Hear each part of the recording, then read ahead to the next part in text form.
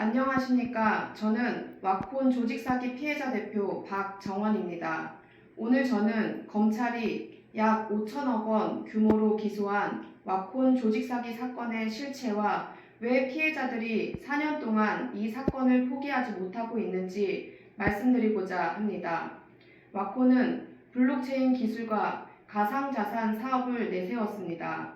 피고인들은 물류 사업과 이더리움 스테이킹 사업을 통해 안정적인 고수익을 창출할 수 있다고 홍보했고, 이더리움을 예치하면 매일 수익이 발생하며 원금도 안전하게 보관된다고 설명했습니다. 또한 전국 각지에 지사를 운영하며 설명회를 개최했고, 다단계 방식의 영업 조직을 통해 1만 2천여 명의 투자자를 모집했습니다. 많은 피해자들은 이러한 설명을 믿고 평생 모은 재산과 퇴직금, 노후 자금까지 투자했습니다. 더욱 안타까운 것은 와콘 주범과 모집책들이 가장 소중한 사람에게 와콘을 소개하라고 독려하면서 가족과 친척, 친구와 지인들까지 투자에 참여하도록 만들었다는 점입니다. 그 결과 금전적 피해를 넘어 가족과 인간관계까지 무너지는 2차 피해가 발생했습니다. 하지만 2023년 6월 와콘은 갑작스럽게 출금을 중단했습니다. 이후 피고인들은 여러 가지 이유를 내세우며 또 다른 가상자산 플랫폼을 개발해 원금을 회복할 수 있는 마중물 역할을 한다고 설명했고, 피해자들로부터 추가 투자금까지 모집했습니다. 그 후 경찰과 검찰의 수사 결과에 따르면 피해자들이 자신의 계정에서 보았던 이더리움은 실제 블록체인에 존재하는 자산이 아니라 시스템 안에서 표기된 숫자에 불과했던 것으로 드러났습니다. 결국 검찰은 이 사건을 특정경제 가중처벌 등에 관한 법률 위반, 사기 및 유사수신 혐의로 기소했고, 약 5천억 원 규모의 조직적 사기 사건으로 판단했습니다.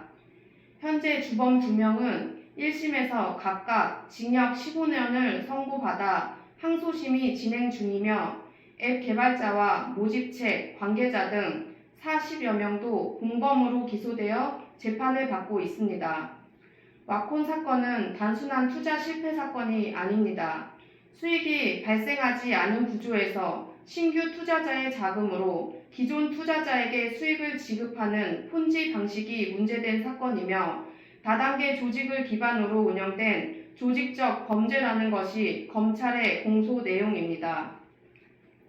조직적 사기 범행은 결코 한 사람의 힘만으로 이루어질 수 없습니다. 누군가는 범행 구조를 설계하고, 누군가는 시스템을 개발하며, 누군가는 전국 조직을 관리합니다.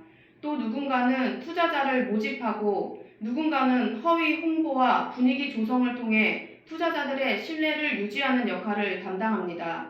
이처럼 조직적 사기는 각자의 역할이 유기적으로 맞물려야만 성립할 수 있는 범죄입니다. 그럼에도 재판 과정에서 일부 공범들은 하나같이 사기인 줄 몰랐다, 나 역시 피해자다 라고 주장하고 있습니다. 그러나 정말 피해자였다면 출금이 중단된 순간 더 이상의 투자 유치를 즉시 중단했어야 했고, 다른 피해자들과 함께 주범들을 고소하며 피해 회복을 위해 노력했어야 합니다. 하지만 그들은 정반대의 길을 선택했습니다. 출금이 중단된 이후에도 주범들을 더욱 우상화하며 피해자들의 고소를 만류했고, 끝까지 신규 투자를 유치하여 피해자들의 마지막 재산까지 빼앗는 데 앞장섰습니다. 이러한 행적을 보인 사람들이 이제 와서 자신들도 피해자라고 주장하는 것은 그동안의 행동과 전혀 부합하지 않으며 책임을 회피하기 위한 변명으로밖에 받아들여지지 않습니다.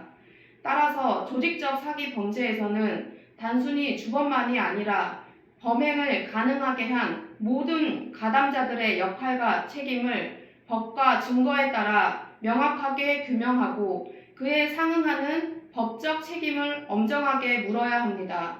이와 관련하여 피해자들이 특히 안타깝게 생각하는 점은 와콘의 이더리움 스테이킹 플랫폼을 직접 개발하고 운영의 핵심적인 역할을 수행한 앱 개발자가 형사고소해서 무혐의 처분을 받고 참고인 신분으로만 조사를 받았을 뿐 기소조차 이루어지지 않았다는 사실입니다.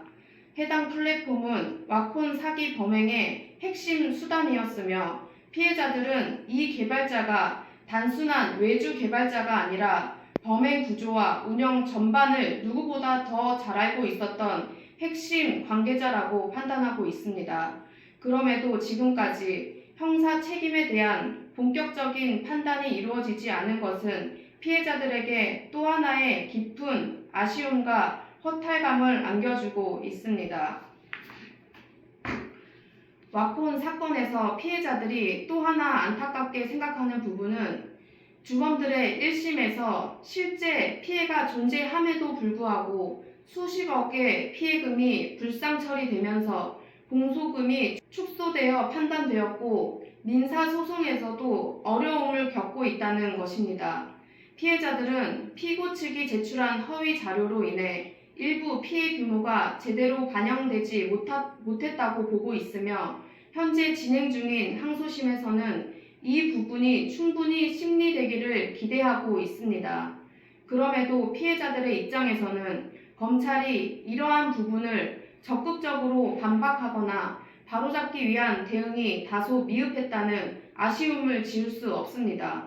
검찰은 주범들에게 징역 30년을 구형했지만 1심에서는 징역 15년이 선고되었습니다. 피해자들은 이 결과를 도저히 납득하기 어렵습니다. 유사한 조직적 다단계 사기 사건인 V글로벌 사건에서는 주범이 징역 25년이 확정된 바 있습니다. 물론 모든 사건은 증거와 사실관계에 따라 개별적으로 판단되어야 합니다. 그러나 와콘 사건 역시 피고인들의 동종 범죄 전력, 현재까지도 공소 사실을 부인하는 태도, 피해 회복을 위한 노력이나 진정한 반성이 없다는 점, 약 수천억 원의 피해 규모와 수만 명이 넘는 피해자, 그리고 조직성과 사회적 파장 등을 종합적으로 고려하여 공정한 판단이 이루어지기를 간절히 바라고 있습니다. 저희는 특혜를 요구하는 것이 아니라 법과 증거에 따라 정확하게 판단해 주시기를 바랄 뿐입니다.